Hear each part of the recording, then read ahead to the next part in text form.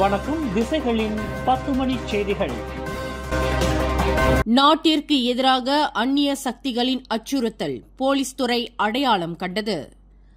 மலேசியாவிற்கு எதிராக வெளிநாட்டு உளவுத்துறையால் திட்டமிடப்பட்டுள்ளதாக சந்தேகிக்கப்படும் அந்நிய சக்திகளின் அச்சுறுத்தல் ஏற்பட்டிருப்பதை அரச மலேசிய போலீஸ் படை கண்டறிந்துள்ளது. எனினும் நாட்டின் தேசிய பாதுகாப்பை பாதிக்கக்கூடிய இத்தகைய அந்நிய சக்திகளின் அச்சுறுத்தல்களை சமாளிப்பதற்கு போலீஸ் துறை எப்போதும் தயார் நிலையில் இருப்பதாக போலீஸ் படை தலைவர் டத்தோஸ்ரீ முகமது காலித் இஸ்மாயில் தெரிவித்துள்ளார். இந்த அச்சுறுத்தல் வெளிநாட்டு உளவுத்துறையால் திட்டமிடப்பட்டுள்ளதாக நம்பப்படுகிறது. நாட்டின் நிலத்தன்மை மற்றும் இறையாண்மையை சீர்குலைப்பதற்கு இத்தகைய முயற்சிகள் நடக்கலாம் என்று அவர் குறிப்பிட்டார். மலேசியாவில் தங்கியிருந்த ஒரு பாலஸ்தீன பிரஜையை கடத்தி சென்றது, நபர் ஒருவர் தன் வசம் 6 துப்பாக்கிகளை வைத்திருந்தது முதலிய செயல்கள் இந்த சம்பந்தப்பட்ட வெளிநாட்டு உளவுத்துறையால் மேற்கொள்ளப்பட்டு இருக்கலாம் என்று சந்தேகிக்கப்படுவதாக இன்று வெளியிட்டுள்ள ஒரு அறிக்கையில் டத்தோஸ்ரீ காலிட் தெரிவித்துள்ளார். அந்நிய சக்திகளின் ஊடுருவலை முறியடிப்பதற்கு அரச மலேசிய போலீஸ் படை, மலேசிய குடிநுழைவுத்துறை, மலேசிய எல்லை கட்டுப்பாடு மற்றும் பாதுகாப்பு ஏஜென்சி மற்றும் அனைத்துலக போலீஸ் துறையான இன்டர்போல் ஆகியவற்றின் கூட்டு ஒத்துழைப்புடன் நடப்பு நிலை அணுக்கமாக கண்காணிக்கப்பட்டு வருவதாக ஐஜிபி தெரிவித்தார். ஜொஹோர் கடற்பரப்பில் வீற்றிருக்கும் புலாவ் பத்துபுத்தே தீவு விவகாரத்தில் தாம் குற்றம் இழைத்திருப்பதாக அரசாங்கம் கருதுமானால் தம்மை தாராளமாக நீதிமன்றத்தில் குற்றஞ்சாட்டலாம் என்று முன்னாள் பிரதமர் துன் மகாதீர் முகமது இன்று சவால் விடுத்துள்ளார். நாட்டின் முன்னாள் பிரதமர் என்ற முறையில் தமக்கு சட்ட பாதுகாப்பு தேவையில்லை என்பதையும் அவர் வலியுறுத்தினார்.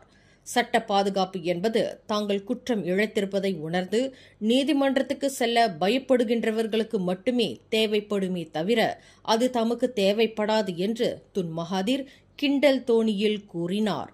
நேற்று நாடாளுமன்றத்தில் உரையாற்றிய பிரதமர் டத்தோஸ்ரீ அன்வார் இப்ராஹிம் ஒரு அரசு தரப்பு வழக்கறிஞரைப் போலவும் ஒரு நீதிபதியைப் போலவும் செயல்பட்டதாக துன் மகாதீர் குற்றஞ்சாட்டினார். பத்துபுத்தே தீவு விவகாரத்தில் தாம் ஒரு குற்றவாளி என்று அன்வார் தீர்ப்பளித்திருப்பதாக துன் மகாதீர் கூறினார்.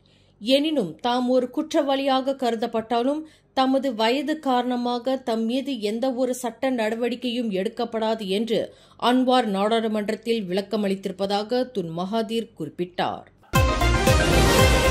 கோலாலம்பூரிலிருந்து சீனா சங்டு நகரை நோக்கி சென்று கொண்டிருந்த ஏர் ஏஷியா எக்ஸ் விமானத்தில் நடுவானில் பயணிகளுக்கு இடையில் சண்டை நிகழ்ந்துள்ளது. 3 பெண்கள் நீண்ட நேரம் மிகவும் சத்தமாக பேசிக் கொண்டு வந்ததால் அவர்களின் பின் இருக்கையில் அமர்ந்திருந்த ஆடவர் அவர்களை அமைதி காக்கும்படி கூறிய ஆலோசனை பின்னர் கைகலப்பில் முடிந்தது. இந்த சம்பவம் கடந்த திங்கட்கிழமை ஏர் ஏஷியாவின் D7326 விமானத்தில் நிகழ்ந்தது. விமானம் நடுவானில் சுமார் 35,000 அடி உயரத்தில் பறந்து கொண்டிருந்த போது கோலாலம்பூரில் பேசத் தொடங்கிய அந்த 3 பெண்கள் பேச்சை நிறுத்தாமல் தொடர்ந்து சத்தமாக பேசிக் கொண்டு வந்ததாக கூறப்படுகிறது. கேபின் விளக்குகள் அணைக்கப்பட்டு பிறகும் அவர்களின் பேச்சு தொடர்ந்ததால் பின் இருக்கையில் அமர்ந்திருந்த ஆடவர் ஆத்திரமடைந்துள்ளார். பேச்சை நிறுத்தும்படி பல முறை அந்த பெண்களுக்கு அறிவுறுத்தியும் அவர்கள் பேச்சை நிறுத்துவதாக இல்லை. இதனால் அந்த பெண்களை முட்டாள் என்று அவர் திட்டியிருக்கிறார்.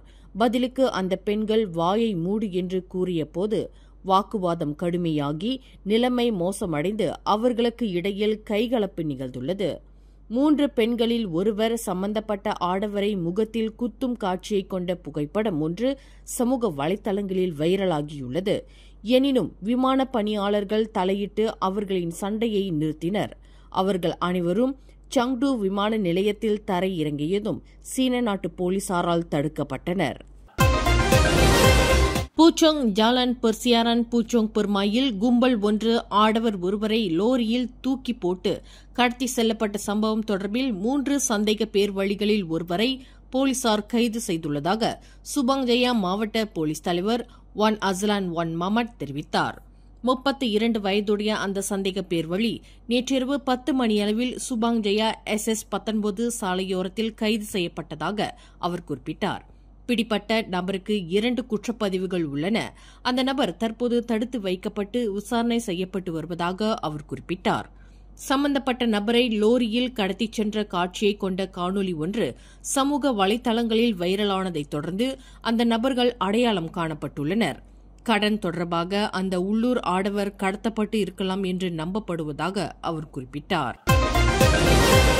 சுற்றுப்பயணியாக மலேசியாவிற்கு வந்த தைவான் நாட்டு பெண்ணை மிரட்டி பணம் பறித்துள்ளதாக கூறப்படும் போலீஸ் குழு ஒன்று மீது கடும் நடவடிக்கை ஏதும் எடுக்கப்படாமல் வெறும் பணியிடம் மட்டுமே மாற்றப்பட்டது குறித்து சுற்றுலா, கலை மற்றும் கலாச்சார அமைச்சர் டத்தோஸ்ரீ தியோங் கிங் சிங் கேள்வி எழுப்பியுள்ளார்.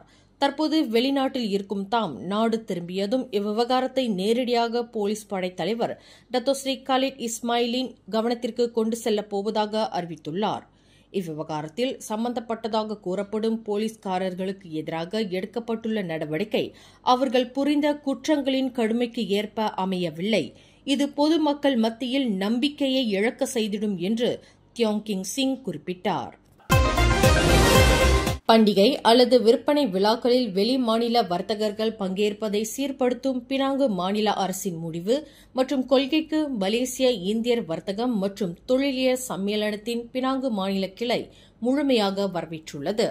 கடந்த ஜூலை 21ஆம் தேதி பினாங்கு முதலமைச்சர் சோக்கோன் யோ நடத்திய செய்தியாளர்கள் கூட்டத்தில் உள்ளூர் இந்திய வர்த்தகர்களுக்கு குறிப்பாக தங்கள் வணிகங்களை தக்க வைத்துக் கொள்வதற்கு தீபாவளி விற்பனைக்காக ஆண்டு முழுவதும் காத்திருக்கும் வணிகர்களின் நீண்டகால கவலையை கருத்தில் கொண்டு வெளியிட்ட அறிக்கைக்கு முதலமைச்சருக்கு இவ்வேளையில் பாராட்டுகளை தெரிவித்துக் கொள்வதாக அந்த வர்த்தக சபை தெரிவித்தது. அதேவேளையில் பினாங்கு அரசு கொண்டுள்ள நிலைப்பாட்டிற்கு தங்களின் முழு ஆதரவை தெரிவித்துக் கொள்வதாக மலேசிய இந்தியர் வர்த்தகம் மற்றும் தொழிலியல் சம்மேளனத்தின் பினாங்கு மாநில கிளையின் தலைவர் டத்தோ எஸ் பார்த்திபன் குறிப்பிட்டார். உள்ளூர் இந்திய வணிகங்களுக்கு இடையூறு ஏற்படுத்துவதை தவிர்ப்பதற்காக உச்ச நேரங்களில் இந்திய கண்காட்சிகள், விழாக்கள் அல்லது கார்னிவல்களை ஏற்பாடு செய்வதற்கு வெளி மாநில வணிகர்களுக்கு அனுமதி வழங்கப்படுவதில்லை என்று மாநில முதலமைச்சர் சோக்கோன்யோ தெளிவுபடுத்தியிருந்தார். உள்ளூர் இந்திய வர்த்தகர்களின் வாழ்வாதாரத்தை பாதுகாக்க பினாங்கு மாநில அரசாங்கத்தின் இந்த நடவடிக்கை அமலாக்கம் காண்பது அவசியம் என்று டத்தோ பார்த்திபன் தெரிவித்தார். ஏனெனில் உள்ளூர் வர்த்தகர்களில் பலர் தீபாவளி விற்பனை போன்ற பண்டிகை விழாக்களை ஆதாரமாக கொண்டு தங்கள் வியாபாரத்தை நடத்தி வருகின்றனர். இந்த வர்த்தகர்கள் பெரும்பாலும் கடை வாடகை, ஊழியர்களின் ஊதியம் மற்றும் வரி செலுத்துதல் போன்று ஆண்டு முழுவதும் தங்கள் வர்த்தக கடமைகளை செய்து வருகின்றனர். எனவே பண்டிகை காலத்தில் இவர்கள் பயன்பெறுவதற்கு வாய்ப்பு வழங்கப்படுவதுதான் ஓர் அர்த்தமுள்ளதாக இருக்கும் என்று டத்தோ பார்த்திபன் குறிப்பிட்டார். பினாங்கு லிட்டில் இந்தியாவில் உள்ள வர்த்தகர்கள் மற்றும் பெருநிலத்தில் உள்ள வர்த்தகர்கள் சார்பாக தாங்கள் குரல் கொடுத்து வரும் வேளையில் பொருளாதார சவால் நிறைந்த இந்த காலகட்டத்தில் பினாங்கு அரசின் இந்த கொள்கை உள்ளூர் வர்த்தகர்களுக்கு மிகவும் அவசியமானதாகும் என்று டத்தோ பார்த்திபன் குறிப்பிட்டார். இதனிடையே உள்ளூர் இந்திய வர்த்தகர்களை பாதுகாக்க பினாங்கு மாநில அரசு எடுத்துள்ள நடவடிக்கைக்கு ஆதரவு தெரிவிக்கும் வகையில் நேற்று டத்தோ பார்த்திபன் தலைமையில் பினாங்கு லிட்டில் இந்தியாவில் வர்த்தகர்கள் ஒன்று திரண்டு தங்கள் ஆதரவையும் தெரிவித்துக் கொண்டனர்.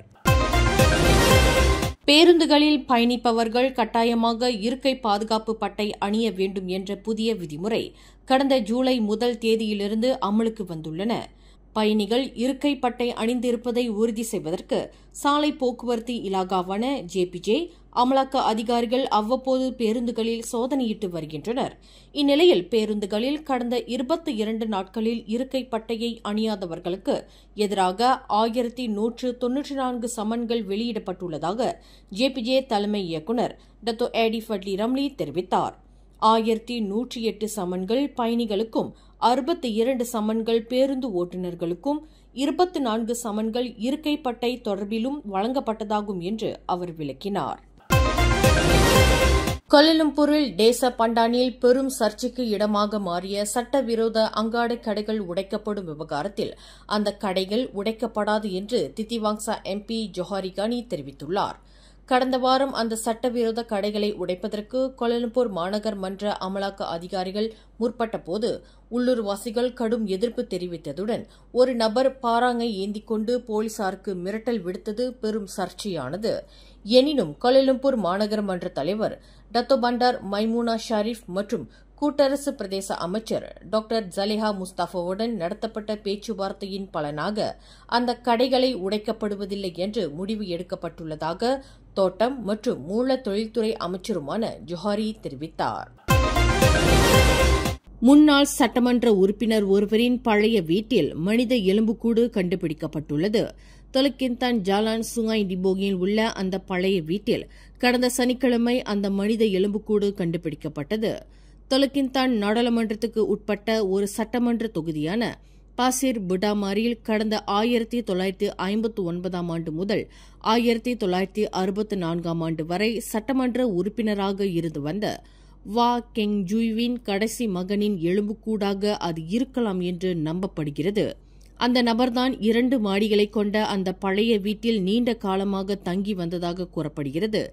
75 வயதுடைய தனது தம்பியை பார்ப்பதற்கு கடந்த சனிக்கிழமை அந்த வீட்டிற்கு சென்றிருந்த போது அவரின் எலும்புக்கூட்டை மட்டுமே காண முடிந்ததாக அவரின் மூத்த சகோதரர் 78 வயதுடைய நபர் போலீசுக்கு தகவல் அளித்துள்ளார். இந்த சம்பவத்தை ஹிலேர்பெரா மாவட்ட போலீஸ் தலைவர் ஏசிபி டாக்டர் பக்ரி ஜைனால் அபிடின் உறுதிப்படுத்தினார். எரிபொருள் வாராந்திர விலை நிர்ணயிப்பில் பெட்ரோல் RON 95, பெட்ரோல் RON 97 மற்றும் தீபகற்ப மலேசியாவில் டீசல் ஆகியவற்றின் விலையில் எந்தவொரு மாற்றமும் இல்லை. அவற்றின் விலை முறையே லிட்டருக்கு 2 ரிங்கெட் 5 காசு, 3 ரிங்கெட் 21 காசு மற்றும் 2 ரிங்கெட் 91 காசு என விலை நிலைநிறுத்தப்பட்டுள்ளது. வரும் சனிக்கிழமை கோலாலம்பூர் டத்தாரன் முர்டேகாவில் நடைபெறுவதற்கு ஏற்பாடு செய்யப்பட்டுள்ளதாக கூறப்படும் தூரோன் அன்வார் பேரணி தொடர்பில் போலீசார் 60 புகார்களை பெற்றுள்ளதாக கோலாலம்பூர் இடைக்கால போலீஸ் தலைவர் டத்தோ முகமது யூசுப் ஜான் முகமது தெரிவித்துள்ளார். இந்த பேரணியில் கிட்டத்தட்ட 10,000 முதல் 15,000 பேர் கலந்து கொள்வார்கள் என்று எதிர்பார்க்கப்படுகிறது.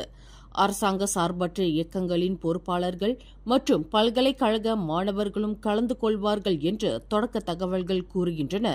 மக்களின் பாதுகாப்பை உறுதி செய்வதற்கும் தலைநகரில் போக்குவரத்து நிலைக்குத்தாமல் இருப்பதற்கும் மக்கள் பொது போக்குவரத்தை பயன்படுத்தும்படி டத்தோ முகமது யூசுப் ஆலோசனை கூறியுள்ளார். நாய்கள் கடித்து குதறியிருக்கலாம் என்று நம்பப்படும் 1 வயது 7 மாதமேயான சிறுவன் ஒருவன் உயிரிழந்தான். இந்த சம்பவம் நேற்று சுங்காய் புலோவில் உள்ள ஒரு அஸ்லி கிராமத்தில் நிகழ்ந்தது. உடலில் கடுமையான காயங்களுடன் சுங்காய் புலோ மருத்துவமனையில் சேர்க்கப்பட்ட அந்த சிறுவன் உயிரிழந்தது குறித்து நேற்று காலையில் மருத்துவ அதிகாரிகளிடமிருந்து தாங்கள் புகார் பெற்றதாக மாவட்ட போலீஸ் தலைவர் முகமது ஹபீஸ் முகமது நூர் தெரிவித்தார். ஆபத்து அவசர பிரிவில் சேர்க்கப்பட்ட அந்த சிறுவன் சுய நினைவும் திரும்பாத நிலையில் காலை 9:14 மணியளவில் உயிரிழந்ததாக அவர் குறிப்பிட்டார். அந்த சிறுவனை 1க்கும் மேற்பட்ட அதிகமான நாய்கள் கடித்திருக்கலாம் என்று நம்பப்படுகிறது. மேலும் செய்திகளை தெரிந்து கொள்ள கீழே இருக்கும் பெல் பட்டனை அழுத்துங்கள். உங்கள் மகிழ்ச்சியை வெளிப்படுத்த லைக் மற்றும் ஷேர் செய்யுங்கள். தொடர்ந்து திசைகளோடு இணைந்திருக்க சப்ஸ்கிரைப் செய்யுங்கள்.